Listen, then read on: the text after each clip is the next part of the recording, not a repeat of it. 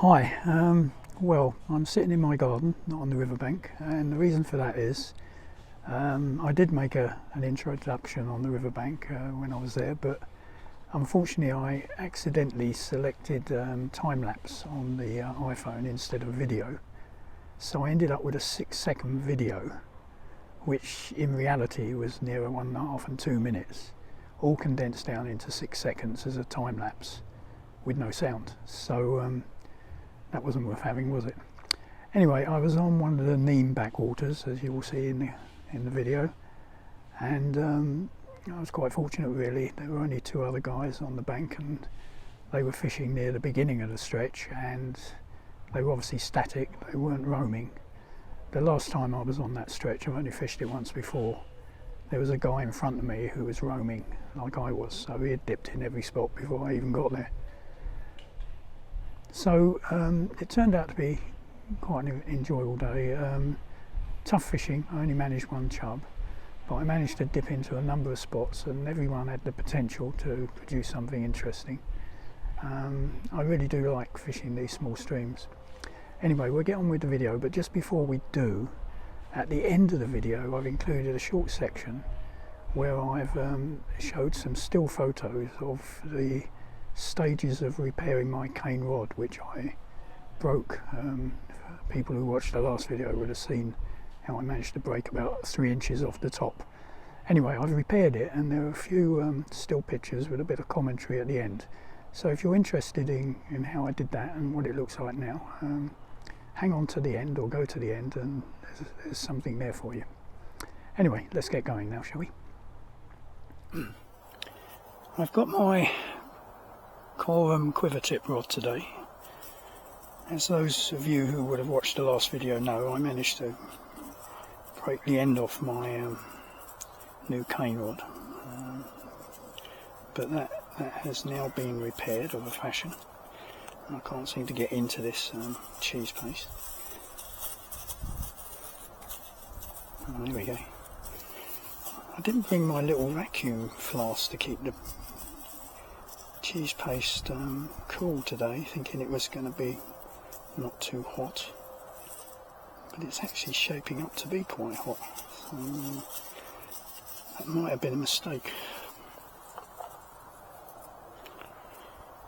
As you can see, I'm in a little cubby hole here, fairly fast stream going down, stream of weed between 2 banks of bulrushes. I've only fished this once before, as I mentioned in the intro, and I didn't do very well. As I said, I turned out to be following someone else who was doing what I was doing, which was dipping into various spots. But, hopefully we may do a bit better today, but it's not the best of conditions, it's very bright. We'll see.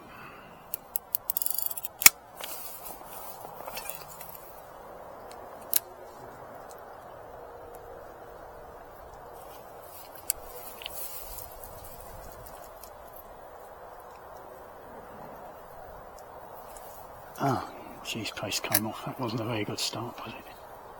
And I'm caught on a bulrush. That's even worse start. Ah, Jesus. I'll come back.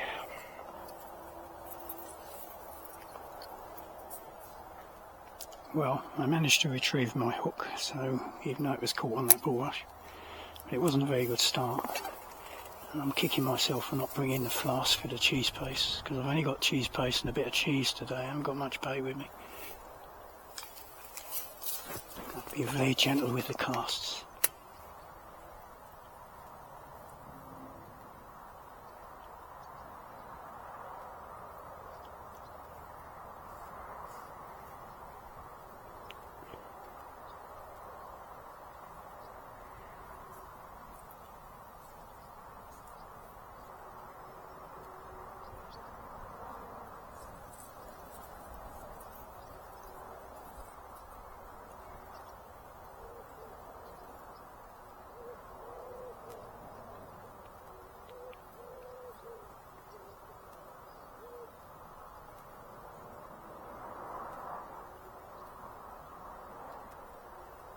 Don't know if that's a bite or just a weed.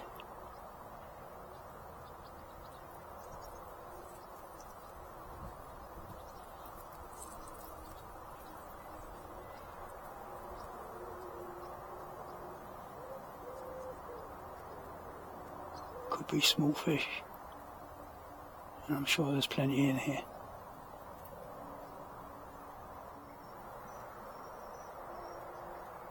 Got a spider coming down off my hat.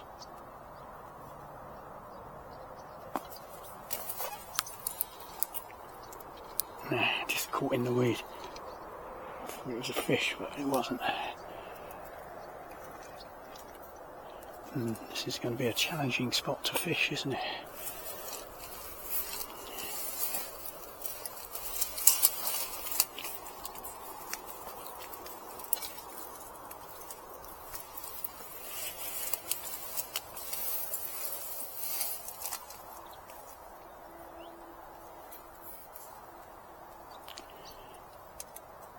There's a lot of streamer down there.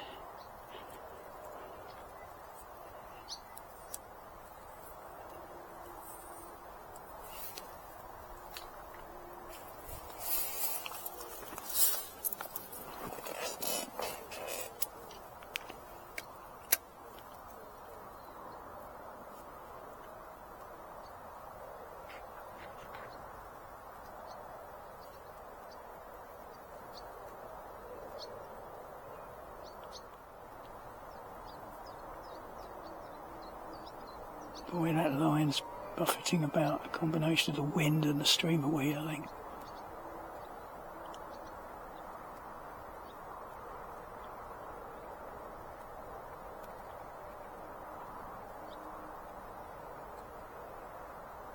Either that or some small dace, I don't know.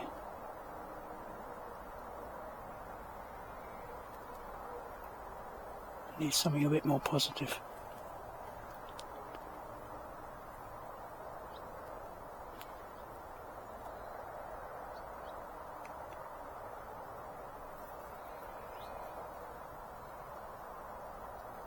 Certainly a lot of vibration on that line.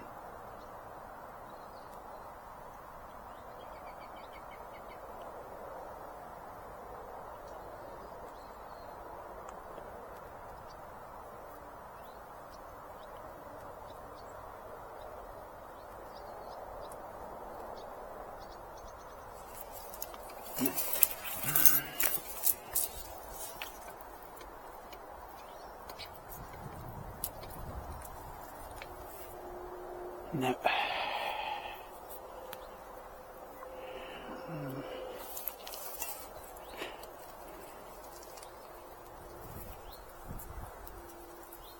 Perhaps I may move on. I walked this stretch in the close season, not the last one but the one before, and I saw chub in here. So just give it a quick dip.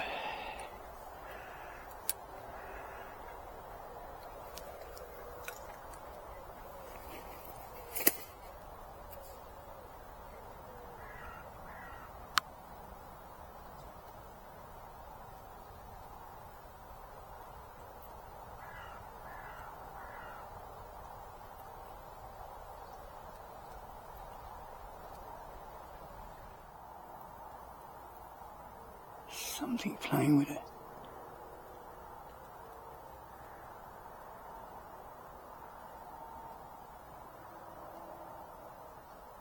Nothing positive.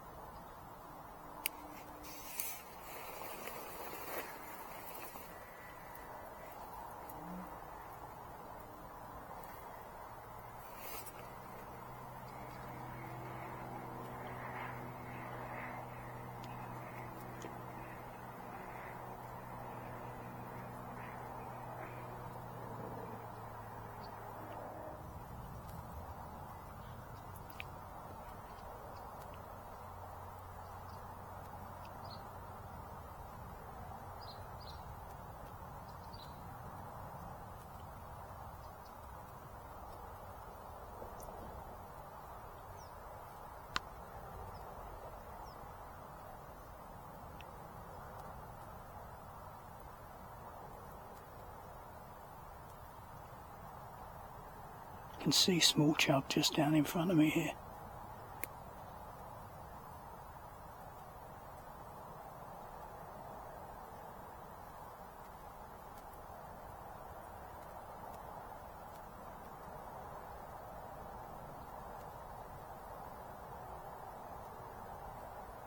By small I mean very small. That was a pull. Oh, no. Oh well, it's worth a try.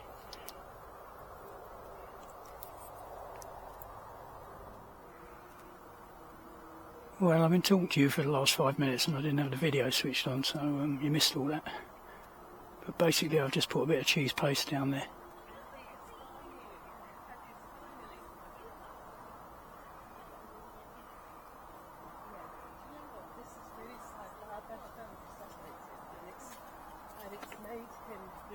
No. Come on.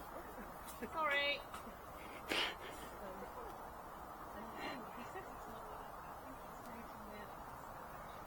Ah, there was a good tap.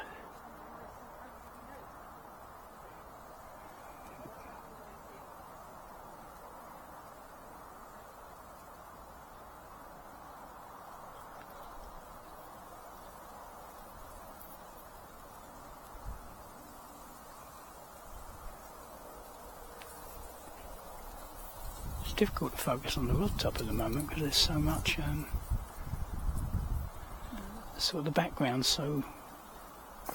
Oh yeah, that was a bite, wasn't it?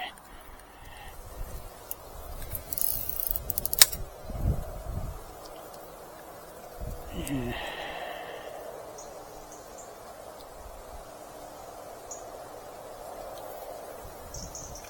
That's better. It's up in the tree again. Oh no, it's come out.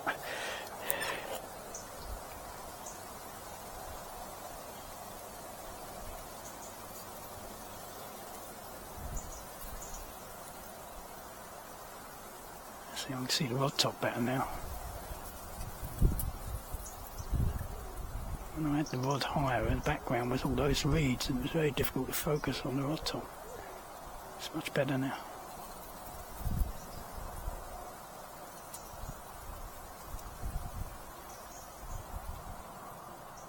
Something playing with it.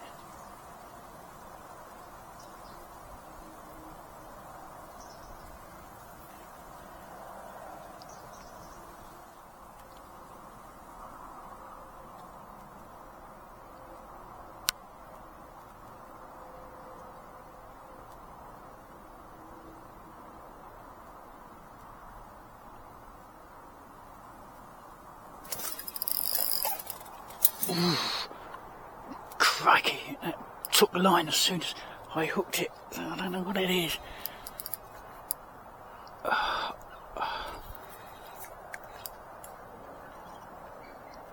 Oh, gee. I've got to keep it out of those reeds over there.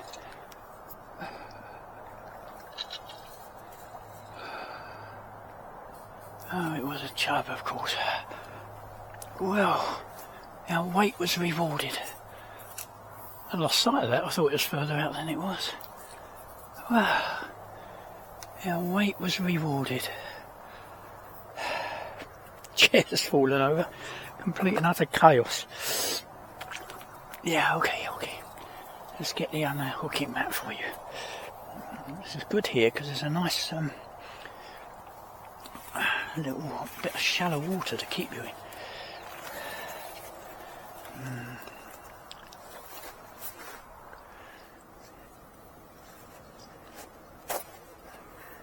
It's cool. The hook's obviously come out. There we go. Well, it was worth the wait.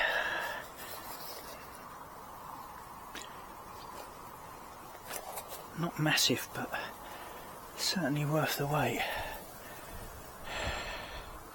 The camera's right over there, so I can't really show it, you know. There we go. Well, thank you, Mr. Chub. You've saved my blank, that's for sure. Whoa. Okay. Go on, off you go.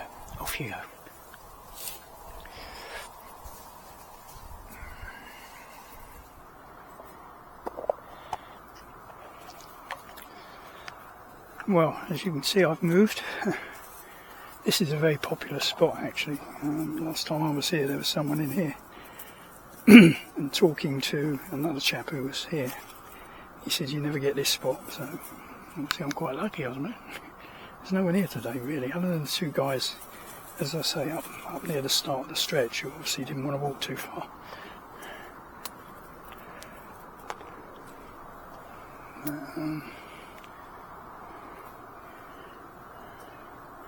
I think it's a bit barbary, that's why people come to this spot, I don't know. I'm not an expert on this stretch at all.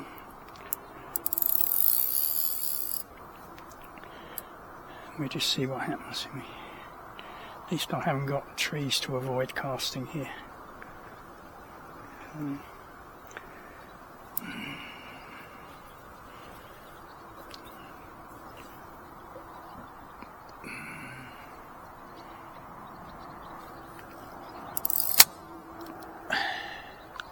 Got to watch this tree though when I strike. Right, so we're coming out of the fast water there, so we get over by the tree if we can.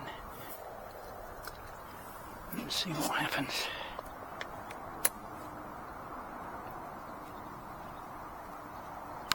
I've only got one swan shot on, so that's going to roll.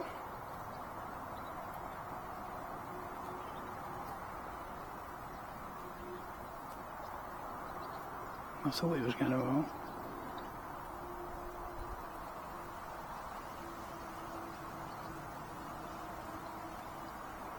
So I need to get a bit further out. I don't know, something's just having a go at it.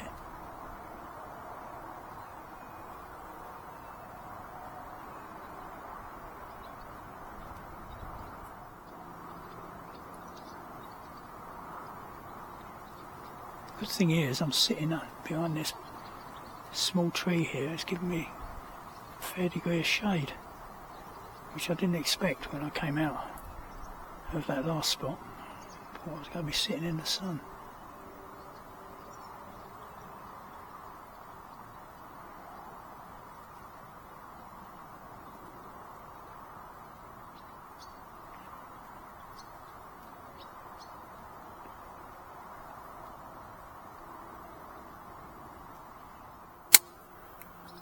So I'm going to get a bit further out this time, get it to come round with that flow.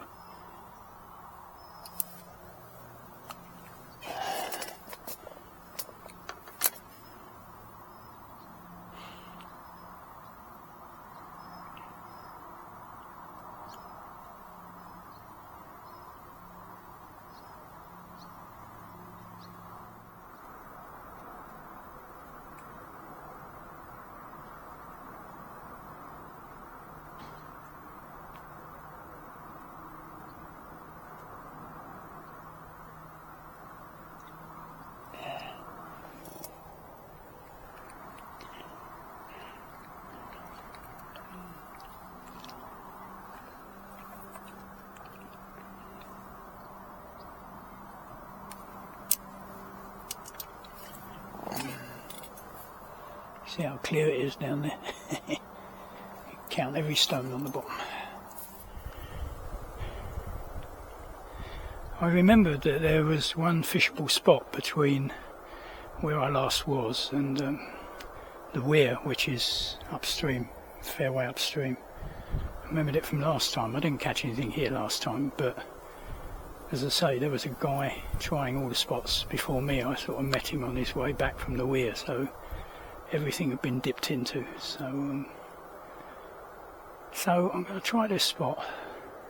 I was half tempted to walk to the weir and then walk back down the other bank, but I'm not sure I've got the stamina to do it. So we'll see what happens here, and perhaps I'll just go back the way I came and basically find a spot just to finish off for the last hour or so.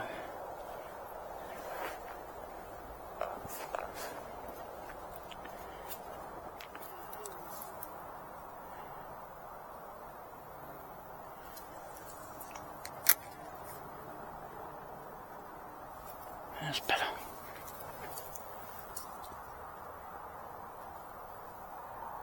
I think I finally missed the tree.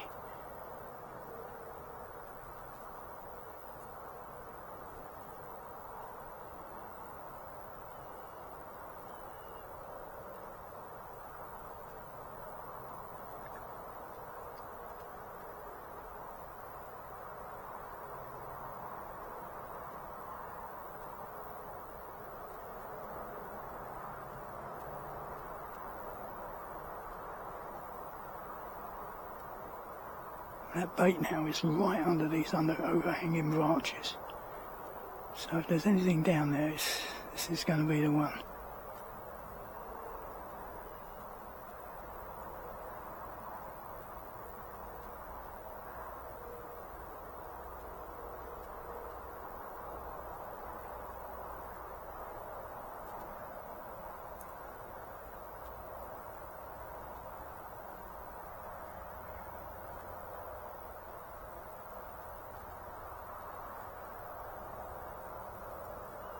Nothing. Probably all the tangling in the tree and that's put anything off. Right, I think I'll walk back.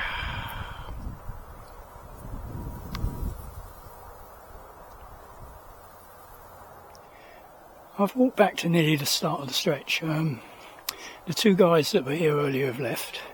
They weren't fishing here, they were fishing the next one along, but I didn't stop here because I didn't want to be too close to them. So I'm just going to dip in here. I've got an overhanging tree, all the classic signs, but we've tried that in a number of spots and it hasn't worked, so we'll just give it a go. Nothing lost, as they say. Let's bring this wilderness down a little bit, I think.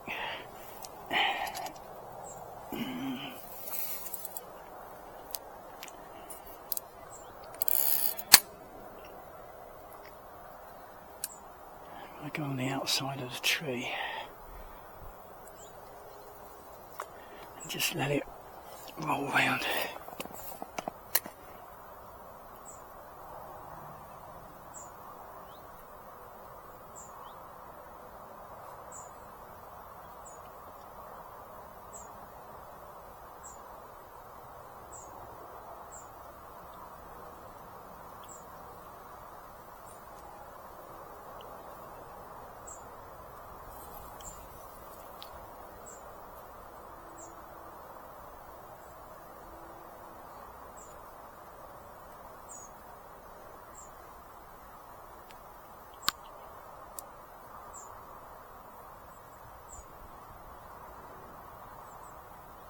My understanding is this stretch is quite well fished, or heavily fished if you like, so the fish are obviously quite wary.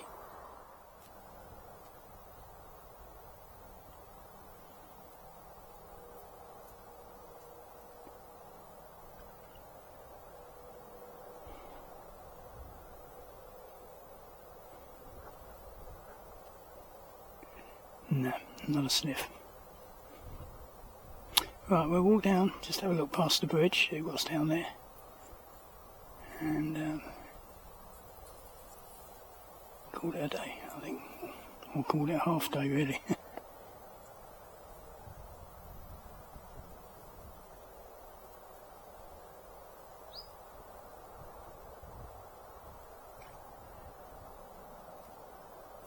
I do love fishing these streams. There's always the possibility of something coming along. In fact, it very rarely does. It's neither here nor there, but you never know what's lurking.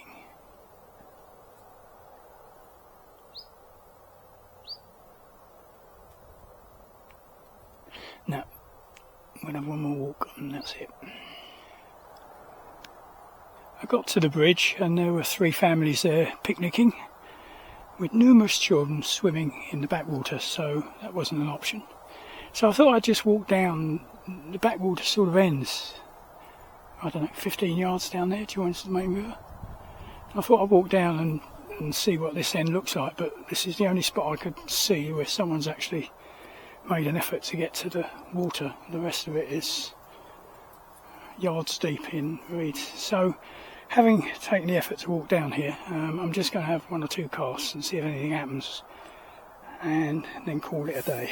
I'll pack up, or whatever you like to call it now.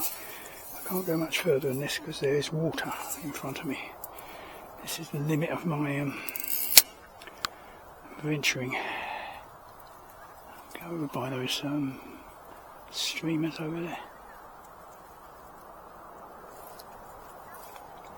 It's worth a try, I suppose, just to see if something's lurking in here, away from the main drag.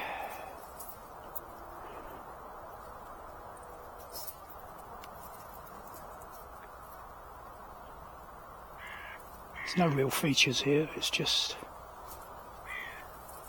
sort of an open back stream with backwater with streamer. So it's chuck and chance it really.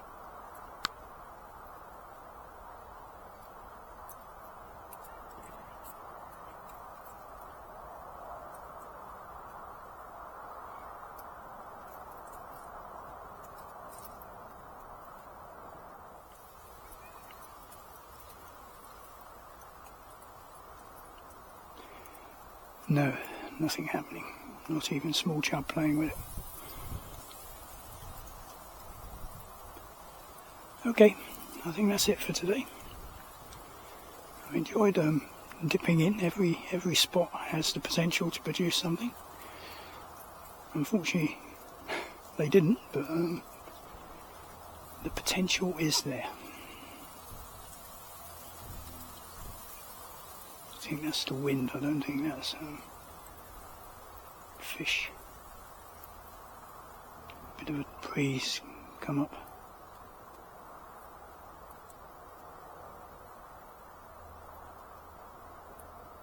Nope. Yeah, I'm still stuck in streamer. That's the problem, you're casting blind, you don't know. You really want to get in a little bit of gravel somewhere, but you don't know where it is. I can see some down in front of me, but I need to know where it is down there. Anyway, that's it. I'll pack up. Oh dear. I am now in water. I wasn't in water when I first arrived, but I am now in water. And my towel is soaking. Unfortunately, I bought these shoes. I can't remember what make they are now, but they're supposed to be waterproof fishing shoes, so it's a good test.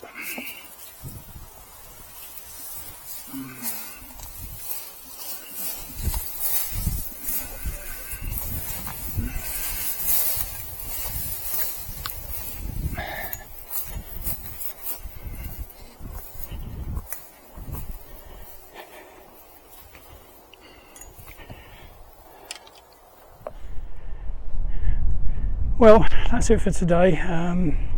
One chub, a lovely chub, but and I missed a very good bite in that swim as well, which was a bit unfortunate. But if I'd hooked that one, I probably wouldn't have got the other one because they tend to get a bit spooked. Anyway, as I say, one chub. I tried quite a number of spots, hopeful, but I'm afraid nothing. It's a bit of a challenging stream, and it's fished quite a lot, so not terribly surprised. Right, that was the Nene Valley Light Railway, which passes very close to this stretch. In fact, you have to cross the railway to get here. Anyway, so a little bit of local sound.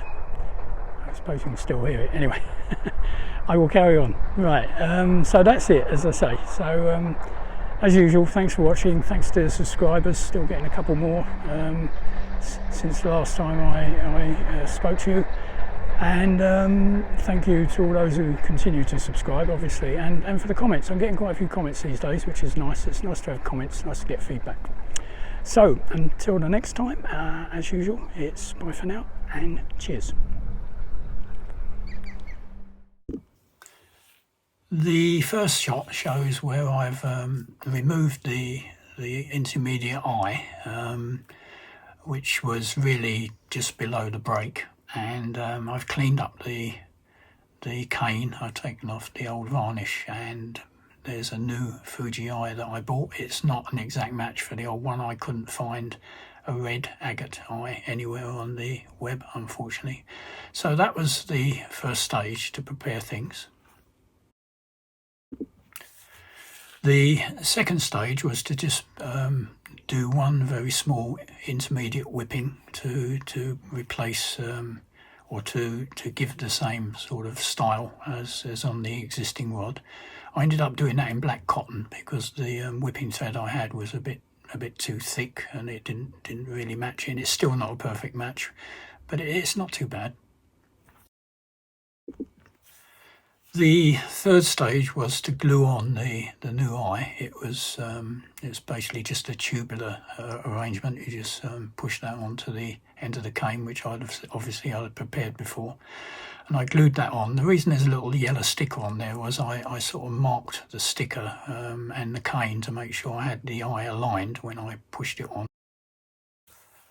Next, it was just a matter of putting a whipping on below the new top eye. Again, really cosmetic, but obviously to make the rod look. I could have had no whipping there because there were no legs on the eye to whip over. It was glued on. So, but I just put the whipping on to obviously give the right cosmetic finish to the top of the rod. And next it was a few coats of varnish. Obviously you need to varnish it, and with the varnish on it was starting to look, the repair was starting to look a natural part of the rod, if you like. Close inspection obviously would show it's not a professional job like the rest of the rod, but good enough, I think. And finally a picture of the sort of top ring and the other two intermediates below it, to just give you a view of what the finished thing looks like as part of the whole rod, rather than just showing you close-ups of the work I did.